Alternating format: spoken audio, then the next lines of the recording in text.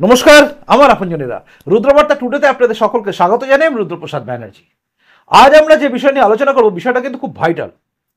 লোকসভা নির্বাচনের মধ্যে এই ঘটনাটা আপনাকে কিন্তু ভাবাবে এবং পুরো বিষয়টা শোনার পরে আপনি সিদ্ধান্ত নেবেন আপনি কি ভাবছেন বা কি করছেন। আর অবশ্যই কমেন্ট বক্সে কমেন্ট করে কিন্তু জানাবেন। চলুন শুরু করি। আজকের আলোচ্য বিষয় হচ্ছে সন্দেশখালী।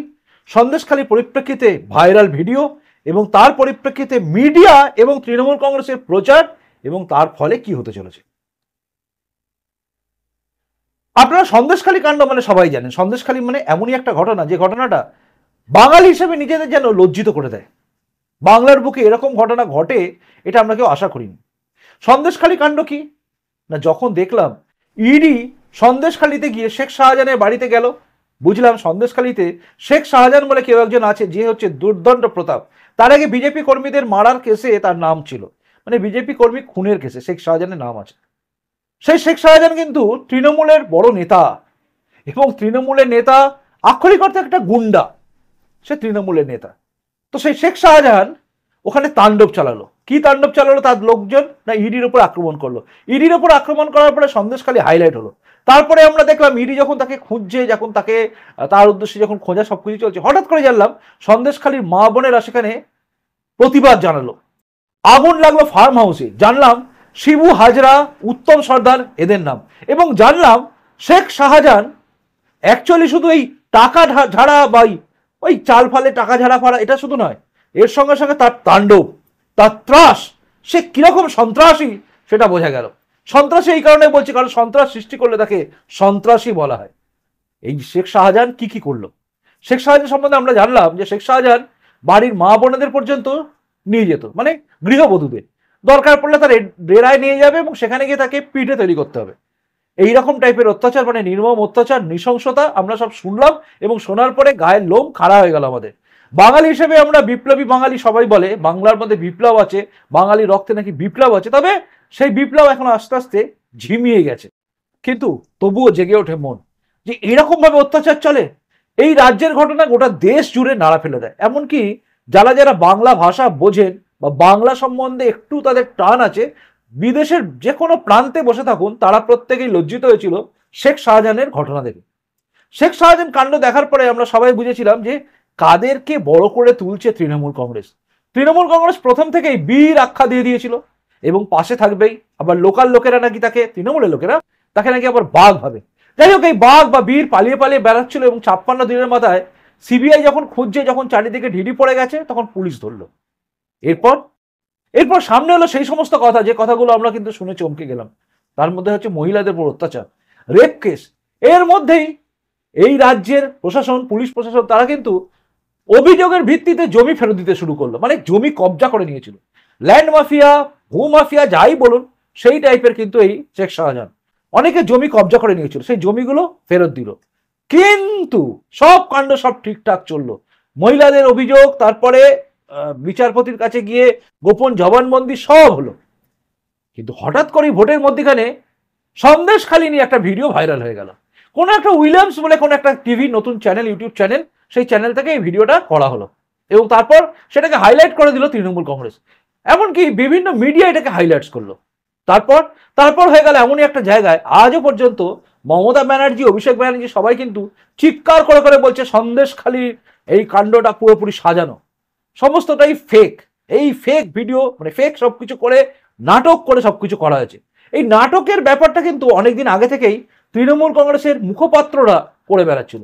জেল থেকে বেলে থাকা, মধ্যখানে জেল থেকে বেলে থেকে আবার মধ্যখানে বিবেক জাগ্রত হয়ে তৃণমূল থেকে সরে যাওয়ার চিন্তা করা, আবার তৃণমূলে ঢুকে যাওয়া কুণাল ঘোষ।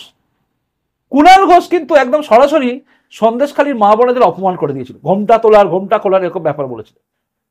এগুলো আমরা সব দেখেছি এবং সন্দেশখালীর ঘটনাকে মিথ্যে বলার চেষ্টা করেছে মানে সবাই। আর এই রাজ্যের মুখ্যমন্ত্রী তো যে কোনো ঘটনাকে ছোট ঘটনা বলে দেন। পার্ক স্ট্রিট কাণ্ডেও তিনি বলেছিলেন এটা কোনো ঘটনা নয়, পরে জানা গেছিল পার্ক স্ট্রিটে রেপ হয়েছিল। রেপের ব্যাপারটাকে ধামাচাপা দেওয়ার জন্য এই রাজ্যের মন্ত্রী শান্ত্রী সবাই একদম, মানে কি বলবো, একদম রেডি, যে কোনো একটা গল্প খাড়া করে দিলেই হলো। শুধুমাত্র দময়ন্তী সেনের জন্য জানা গেছিল যে পার্ক স্ট্রিটে গণধর্ষণ হয়েছিল। যাই হোক, সন্দেশখালী কাণ্ডের পরে আমরা হঠাৎ দেখলাম ভাইরাল ভিডিও, এবং ভাইরাল ভিডিও এখন চারিদিকে ভাইরাল। বিভিন্ন মিডিয়া এবার আসছে মিডিয়া প্রসঙ্গ। বিভিন্ন মিডিয়া দেখবেন কিভাবে ব্যাপকভাবে এটাকে দেখিয়েছে। সমস্ত আনন্দ বলুন, নিরানন্দ বলুন, দুঃখ বলুন, ঘন্টা বলুন, 18 বলুন, 17 বলুন, সব চ্যানেল কিন্তু ঢেলে দেখিয়েছে। এবং একটা অদ্ভুত ব্যাপার, তারা নিচ্ছে একটা খালি ভিডিও সত্যতা যাচাই করা হয় নাই, ভিডিও সত্যতা যাচাই করা হয় নাই লেখা দিয়ে দিল এবং চারিদিকে ছড়িয়েও দিল। এবার আপনার মনের মধ্যে প্রশ্ন আসবে যে ভাইরাল ভিডিও পেয়েছে, ছাড়তেই পারে, এরা তো আগে কভারেজ করেছিল ব্যাপারটা। ঘটনাটা আমি আপনাদের বলে দিই। সন্দেশখালীর ঘটনায় তৃণমূলের কিন্তু মুখ পুড়ে গেছে। তৃণমূলের শুধু মুখ পড়েছে না, কংগ্রেসও চিন্তায় পড়ে গেছে, সিপিএমও ভেবেছে তাদের গেল জমি, কারণ বিজেপি এখানে সামনে এসে গেছে, আবার রেখা পাত্রকে সামনে দাঁড় করিয়ে দিয়েছে। সব মিলিয়ে এমন একটা পরিস্থিতি যেখানে দাঁড়িয়ে সিপিএম তো পায়ের তলার জমি এমনি নেই, বাদ দিন, কংগ্রেস ভাবলো তাদের ওপরে যে জোট আছে সেই জোটে ধাক্কা খাবে, কারণ মমতা ব্যানার্জির বিরুদ্ধে গিয়ে সন্দেশখালী সম্বন্ধে একটা ওয়ার্ড রাহুল গান্ধী ইউজ করেনি। আপনারা জানেন কংগ্রেস, সিপিএম, তৃণমূল সবারই মাথা ব্যথা ছিল সন্দেশখালী কাণ্ড। আর এই সন্দেশখালী কাণ্ডটা সামনে এসেছিল কিন্তু মিডিয়ার দৌলতে, তাই না? মনে রাখবেন সন্দেশখালী যে ঘটনা ঘটছিল, এটা যদি বড় বড় চ্যানেল যেগুলো আছে তারা যদি না দেখাতো, তাহলে জানবেন কলকাতা নিউজ, রিপাবলিক বাংলা, এই দুটো চ্যানেল কিন্তু দেখাতোই দেখাতো। এবং তার সঙ্গে সঙ্গে আরামবাগ টিভি মানে শফিকুল ইসলাম, সন্ময় ব্যানার্জি, বাংলার বার্তা, রুদ্রপ্রসাদ ব্যানার্জি, রুদ্রবার্তা, শুদ্ধশীল ঘোষ, প্রিয়বন্ধু মিডিয়া, মানব গুহ, এরকম করে অনেকে, বঙ্গ টিভি, এরকম প্রত্যেকে কিন্তু দেখাতো। আর দেখালেই সাড়ে সর্বনাশ হয়ে যেত। বড় মিডিয়া এমনি কেউ দেখে না, আর ছোট মিডিয়া যদি এগুলো তুলে দেয় তাহলে তো ওদের কি বলবো, ভাত বা ভিটে মাটি চাটি হয়ে যাওয়ার খাপ। তাই তারা বাধ্য হয়ে এটাকে দেখিয়েছিল এবং লাগাতার দেখেই যাচ্ছিল সন্দেশখালী সন্দেশখালী। যেই সুযোগ পেল সন্দেশখালী কাণ্ডে তৃণমূলকে ধামাচাপা দেওয়ার জন্য এই ভাইরাল ভিডিওটার নাম করে সবকিছু আনা শুরু করলো। একটা অদ্ভুত, আমি আপনাদের কথা বলছি, এমনিতে আপনারা জানেন এআই যুগে যে কোনো মানুষের গলা যে কোনো জায়গায় বসানো হয়। এটা নিয়ে আমার রুদ্রবার্তায় বারবার আমি বলেছি, আজকেও বলেছি, এর আগেও বলেছিলাম, আমি আপনাদের ভিডিও করে দেখিয়েছিলাম যেখানে অমিত শাহ বলেছিলেন অমিত শাহর কথাটা কিভাবে ঘুরিয়ে দেওয়া হয়েছিল। এগুলো আপনারা রুদ্রবার্তায় পেয়ে যাবেন। যেটা বলছিলাম, এই ঘটনাগুলো তো আছেই, এআই ভিডিও করে করা যায়, গলা চেঞ্জ করা যায়, ছবি স্টিল করা যায়। যেমন জবা রানী বলে যিনি আছেন মহিলা মা আমাদের, তার বিরুদ্ধে কি করা হলো, তাকেও দেখানো হলো তিনি নাকি এরকম বলেছেন। তিনি নিজে বলছেন যে আমি এসব কথা বলিনি। আজকে দেখছিল বঙ্গ টিভিতে কিন্তু এটাকে কভারেজ করেছে, বলছেন তিনি যে আমি এসব বলিনি, আমার কথাগুলো দেখবেন আমি যখন বলছি তখন স্থির হয়ে গেছে, তিনি বলছেন চিৎকার করে। কিন্তু এগুলো কোনো নিউজ চ্যানেল, বড় বড় চ্যানেল তারা দেখাচ্ছে না, বলছেন এই কথাগুলো। কারণ হচ্ছে তারা তাদের কাজ করছে, যে করেই হোক এখানে টিএমসি কে গার্ড করতে হবে, এই তৃণমূল সরকারকে গার্ড করতে হবে, তাই তারা আদা জল খেয়ে নেমে পড়েছে, ব্যাপক প্রচার করে যাচ্ছে। খুব একটা অদ্ভুত জিনিস বলছি, দেখুন আপনি আমার যুক্তিকার কাটতে পারবেন না, এতক্ষণ পর্যন্ত আপনি যদি যুক্তি কাটার চিন্তাও করেন এবার আপনি কাটতে পারবেন না। আপনি দেখেছেন রেখা পাত্র মানে বিজেপির যিনি ক্যান্ডিডেট হয়েছেন লোকসভার প্রার্থী, তাকে কি করছে, তার একটা ভিডিও ভাইরাল করা হয়েছে, দেখেছেন নিশ্চয়ই। রেখা পাত্র বলছে যে বিজেপি যাকে নিয়ে গেছে তাকে কেন নিয়ে গেল, প্রেসিডেন্টের কাছে কেন নিয়ে গেল, রেখা পাত্র পুরনো ভিডিও দেওয়া হলো। আচ্ছা একটা প্রশ্ন আপনাদের কাছে আছে, আপনারা কোনোদিন দেখেছেন রাজীব ব্যানার্জি যখন বিজেপিতে ছিল তখন মমতা বন্দ্যোপাধ্যায় সম্বন্ধে কি বলেছিল মনে আছে? কালীঘাটে সবাই জানে যে বন দপ্তরের নিয়োগে কি হয়েছিল। আচ্ছা সেই ভিডিও কি এখন কেউ কোনো চ্যানেল দেখাচ্ছে? ভাইরাল ভিডিও কিন্তু, উত্তর হচ্ছে না। আচ্ছা কুণাল ঘোষ তো বলেছিল যে সারদায় সবচেয়ে বেশি টাকা পেয়েছে কে, সুবিধা নিয়েছে কে, মমতা ব্যানার্জি, আগে তাকে গ্রেপ্তার করুন। কই সেই ভিডিওটা এখন কি চালাচ্ছে? উত্তর হচ্ছে না। কচুমনে লাথি খেয়ে পড়া জয়প্রকাশ মজুমদার, যিনি এখন আবার তৃণমূলের মুখপাত্র, তিনিও তো বিজেপি থেকে যখন ছিলেন নাকি তখন তো তৃণমূলের বিরুদ্ধে অনেক কথা বলেছেন। কই সেগুলো কি এখন দেখানো হচ্ছে সেই ভিডিওগুলো? উত্তর হচ্ছে না। অর্থাৎ যে কোনো জায়গা ছেড়ে অন্য জায়গায় যায়, পুরোনো ভিডিও কেউ দেখায় না। কিন্তু দেখুন রেখাপত্রের ভিডিওটাকে কিন্তু সমস্ত নিউজ চ্যানেল বড় বড় করে দেখাচ্ছে। আমি জানি এরপরেও দেখাবে না এই ভিডিওটা, মানে আমার এই প্রতিবেদনটা যদি ভাইরাল হয়ে যায় আর রেখাপত্রের ভিডিও কেউ দেখাবে না, কারণ দেখালেই সমস্ত জামা কাপড় খুলে ল্যাংটো হয়ে যাবে মিডিয়াগুলো। আর মিডিয়াগুলোকে ল্যাংটো করার দরকার আছে, কেন জানেন? এরা একদম চূড়ান্ত বাদরামো করছে। বাদরামো শব্দটা এই জন্য ইউজ করছি যে পুরনো কোনো ভিডিওকে সামনে আনা উচিত নয়। তৃণমূল করছে, তৃণমূলের কাজ এরকম ছেঁচড়াপোনা করা, তারা করতে পারে, তৃণমূলের বিরুদ্ধেও করা যায়। যেমন মমতা বন্দ্যোপাধ্যায় যখন এনডিএ জোটে ছিল, যখন নরেন্দ্র মোদীর কাছে যেতেন, সেই ছবিগুলো যদি দেওয়া যায় তাহলে কি হয়, তিনি যখন বিজেপিতে হয়ে মানে বিজেপিতে যখন মানে এনডিএতে যখন ছিলেন তখন তিনি কংগ্রেসের বিরুদ্ধে যেগুলো বলছিলেন সেই কথাগুলো যদি এখন দেওয়া হয়, আমরা দিতে পারি না? আমরা রোজ সকালবেলা রোজ সন্ধ্যেবেলা 10টা করে ভিডিও দিতে পারি। রাজীব ব্যানার্জি কি বলছেন দেখুন। বলবো না পুরোনো দিনে বলেছেন, নতুন করে বলে দিলাম।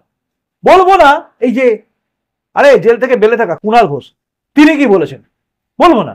মানে আগে বলেছিলেন কি, বলবো না। আমি বলবো এখন বললেন। এবার কি হবে? পুরোনো ভিডিও দেখানোর কোনো মানে আছে, যৌক্তিকতা আছে? লজ্জা থাকা উচিত এইসব চ্যানেলে। তৃণমূল তাই ছেঁচড়া পড়া করবে তখন, কারণ তাদের বাঁচতে হবে। কিন্তু মিডিয়া তারা পুরোনো ভিডিও দেখাচ্ছে। রেখা পাত্র আগে কি বলেছিল সেইটা নিয়ে প্রশ্ন করছে শ্রমিক ভট্টাচার্যকে। শ্রমিক ভট্টাচার্যকে উত্তর দিতে হচ্ছে। শ্রমিক ভট্টাচার্য কিন্তু একটা কথা বলেছেন যে এটা তো উনি আগে বলেছেন, তখন তিনি পাত্রী মানে রেখা পাত্র তখনও প্রার্থী হননি। লজ্জা নেই মিডিয়াগুলোর? মিডিয়াগুলো আসলে লজ্জা নেই কেন জানেন? আপনি দেখেন বলে। আপনারা দেখেন তাই।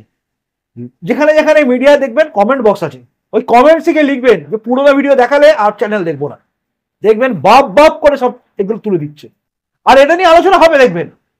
যদি আপনি আপনার দায়িত্ব পালন করেন, মানে এই প্রতিবেদনটাকে ভাইরাল করেন, তাহলেই দেখবেন অটোমেটিক্যালি ওরা চুপ করে যাবে। উচিত হচ্ছে বিজেপির প্রচুর ভাবে খাটা। এই সমস্ত ভিডিওকে কাউন্টার করতে গেলে যেগুলো করা উচিত বিজেপির খুব ভাবা উচিত ঠান্ডা মাথায়।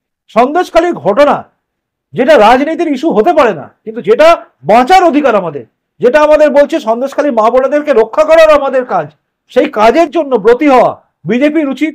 এই টাইপের ভিডিওকে কাউন্টার করতে গেলে আমাদের টাইপের ভিডিওগুলোকে সামনে আনা, এবং তাহলেই এরা কাউন্টার হবে। আমি তো বলছি চেঁচিয়ে, মিডিয়াদের দম থাকলে পুরোনো দিনের কুণাল ঘোষের ভিডিও এখন ছাড়ুন। কুণাল ঘোষ কি বলেছিলেন তখন, কুণাল ঘোষ কি বলেছিলেন দেখান।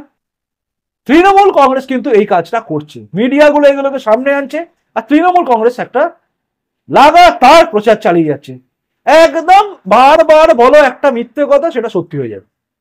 আর সবাই মিলে করছে। দেখবেন একটা অদ্ভুত ব্যাপার, এখন বাংলার বুকে বড় বড় জায়ান্ট স্ক্রিন লাগিয়ে এবং ওই মুভিং বড় বড় স্ক্রিন লাগিয়ে এখন ধ্রুব রাঠি মানে জার্মান শেপার্ড, জার্মানে বসে থাকা ভারত থেকে চলে যাওয়া একটা ছেলে, যে বিরল মস্তিষ্কের, মানে এখন কিরম মস্তিষ্ক কে জানে, মানে বোঝে কম গোঁজে বেশি, এই টাইপের লোক। সে ভিডিও করে, তার ভিডিওগুলোকে এখন চারিদিকে দেওয়া হচ্ছে। সে বলে দিচ্ছে নরেন্দ্র মোদী ডিক্টেটর, সেটাকে এখন চালাচ্ছে। এদের অকাত কোন জায়গায় ভাবুন। তৃণমূল কংগ্রেস এগুলোকে হাতিয়ার করছে। আপনি আমি কিন্তু আমরা চুপ করে আছি, আমরা হাতিয়ার করছি না। আমার প্রত্যেকটা ভিডিও দেখবেন, পুরোনো ভিডিও দেখুন, আমি কাউন্টার করে গেছিলাম। এই কাউন্টারের দরকার আছে। তৃণমূল কংগ্রেসে যেভাবে করছে ঠিক একই কায়দায় বিজেপিরও উচিত আমাদের মতো ইউটিউব চ্যানেল যাদের আছে তাদের ভিডিওগুলোকে শেয়ার করা। যেটা মনে হবে ঠিক দিয়েছে এই সরকারের বিরুদ্ধে, যেগুলো ঠিক কথা সেগুলো দিন। তাহলে দেখবেন অটোমেটিক হয়ে এরা থমকে যাবে, থেমে যাবে, এবং আগামী দিনে সাধারণ মানুষ বুঝবে কোনটা সত্যি কোনটা মিথ্যে। যদিও সাধারণ মানুষ বোঝে, কিন্তু আজ আমি আপনাদের সামনে পুরো ঢেলে বোঝালাম, কারণ এভাবে না বোঝালে আর বোঝানো যাবে না। আপনাকে বুঝতে হবে, আপনাকে জানতে হবে এটা একটা চক্রান্ত, বিরাট বড় একটা কনস্পিরেসি।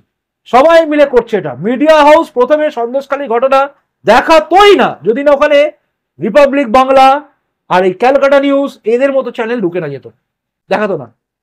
তাহলে কিন্তু এরা এই ব্যাপারটাকে নিয়ে এত খেলতো না। দেখিয়ে ফেলেছে, ফেলে ফেসে গেছে, ফেসে গেছে। বাঁচতে গেলে এখন কি করতে হবে? ওই একটা মানে ফেক ভিডিও যেটা লিখছে, ভিডিও সত্যতা যাচাই করা হয়নি, সেটাকে বারবার সামনে আনছে এবং সেটা নিয়ে আলোচনা চলছে, সেটা নিয়ে সবকিছু চলছে। বাংলার মা বোনেদের যে দুর্দশার কথা সামনে এনেছিল মিডিয়া, সেই মিডিয়াই এখন চাইছে এগুলোকে চেপে দিতে। ভাববেন ভালো করে। ভাবানোর আমি চেষ্টা করলাম। আমার ভাবনার সঙ্গে আপনার ভাবনা মিলতেও পারে, নাও মিলতে পারে। আপনার যদি মনে হয় কোথাও আমি ভুল বলেছি, অবশ্যই আমাকে কমেন্ট বক্সে কমেন্ট করে জানাবেন, কারণ আমার ভুল হলে আমি ভুল স্বীকার করে নেবো। আর যদি ভুল না করে থাকি তাহলে আপনি ভিডিওটাকে শেয়ার করুন, মানুষকে বোঝান, মানুষকে জাগান, মানুষকে জানান। এটাই আপনার কর্তব্য হওয়া উচিত। প্রতিবেদনটা কেমন লাগলো সেটাও জানাবেন। তার সঙ্গে সঙ্গে ভালো লাগলে আমি আবারও বলছি লাইক করবেন এবং শেয়ার করবেন, এবং পারলে নতুন যারা আছে তাদেরকে বলবেন চ্যানেলটা সাবস্ক্রাইব করার জন্য। আর আপনি যদি নতুন এসে থাকেন, চ্যানেলটা সাবস্ক্রাইব করে আমার আপনজন হয়ে তারপর যাবেন। এখনকার মতো আসি, দেখা হচ্ছে আগামীকাল রুদ্রবার্তা টুডেতে। নমস্কার, বন্দে মাতরম, ভারত মাতা জয় হোক, জয় হিন্দ।